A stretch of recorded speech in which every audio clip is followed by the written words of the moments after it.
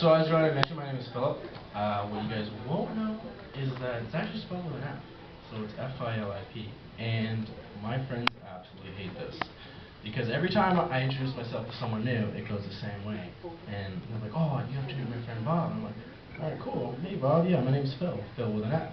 And everyone reacts the exact same way every single time without fail. And I don't know why.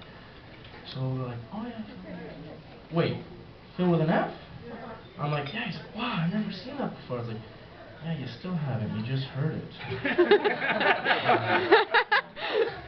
So, as a kid, I hated the name though. Right now I like it. I think it's pretty cool. But when I was younger, I hated it because growing up in the 90s, and I grew up in the 90s, I wanted to be named what every other kid wanted to be named growing up around Toronto, and that was Felix.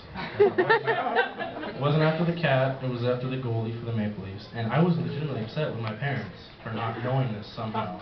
6 years, 2 immigrant parents, how would they not know? I mean, it's pretty easy. And so I go for weeks without talking to them because of this. I just like, why could you fucking not know? This sucks. I also wanted to be a goalie, but I'd stick with the name. And so I wouldn't talk to them. And this is why I hate Asians. Please, allow me to explain. So, I went to high school, and for some reason, I don't know why this happened, but it did. High school attracted a lot of Asian kids from Korea. I don't know if it was north or south. I still don't know the difference. And so they'd be around, and what I did usually was just trying to avoid them pretty much because, I just didn't speak English, so I didn't know what to talk about.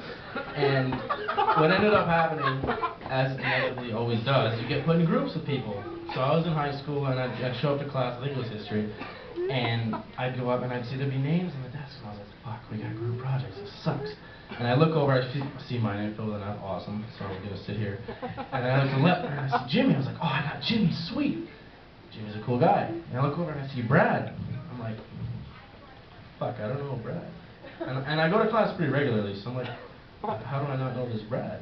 And then a couple minutes later, this fat Asian dude sits down, and I'm like, hey, you're sitting in Brad's seat. And he's like, no, my name's Brad. And I was like, okay, no, it isn't. What's your name? He's like, no, my name's Brad. And this went on for a little while. And eventually he proceeded to tell me that he got to pick another name. Because apparently, for me and all the other white kids in the class, it was too difficult to pronounce his real name. I don't know what it was, Nagasaki or something. And so, that went on for a bit.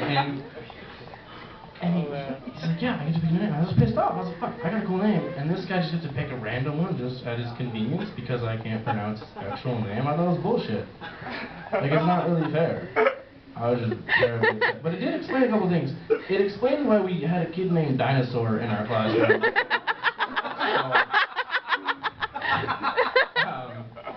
A little bit more about me. I went to McMaster. I recently graduated. So like 6 people know that place smells like crap.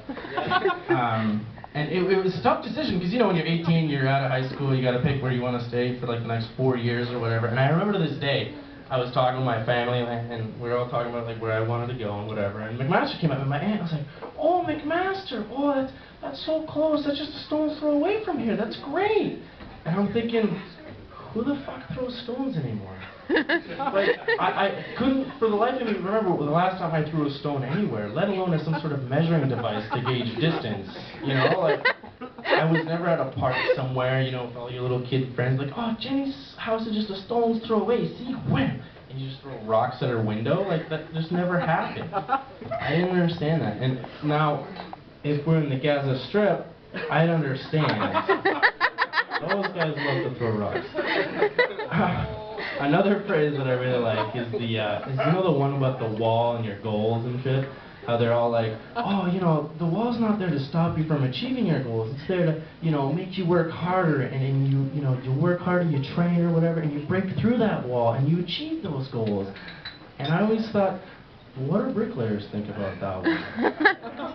I never got it. Maybe they're just like, yo, why don't you just go downstairs, talk to the drywall guys? They'll probably help you. It's probably much easier. Sex is pretty cool. It's cool. It's cool when it's like a solo job, and then 2-man / like a team effort is pretty cool. I like that. But if I had one tip for you ladies, and it's only going to be one, because that's where my tipping goes, I don't have many more tips, but it would be that you should be careful when you ask your man to do dirty talk, because we're not really thinking too okay, well, we're probably thinking too rigidly at the moment when all this stuff is going on, and it's very difficult for us to put together, you know, words and phrases and sentences from our head just when it all happens. And I saw this happen, and I don't know why this all happened. So I'm there with my girlfriend at the time, or whatever, and we're watching some shitty movie. So obviously I start trying to touch her boobs, and that progresses pretty well for me. So we're going, and whatever, and it gets to a point where we're probably going to have sex.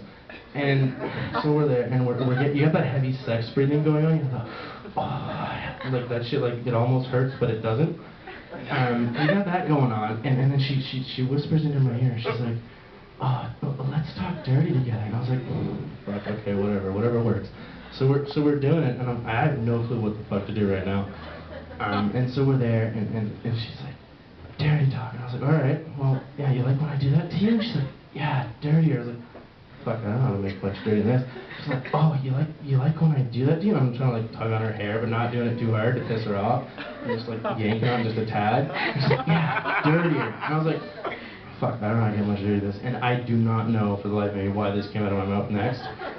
But I'm just there, and I'm just like, yeah, you like when I do that, you stupid bitch? And I have no clue why I said that to this day. And she was a trooper though. She kept going. She was like, "Yeah, okay." I was like, "Sweet, I'm really good at this dirty talk. This is awesome." And you know, afterwards you have the like awkward little pillow talk, whatever. You got your little covers on, and you just like stand there. And she just turns to me. She's like, "So, do you think I'm stupid?" Anyway, my name is Phil with an F. I had a blast. Hope you guys did, and hope you enjoyed the rest of the show.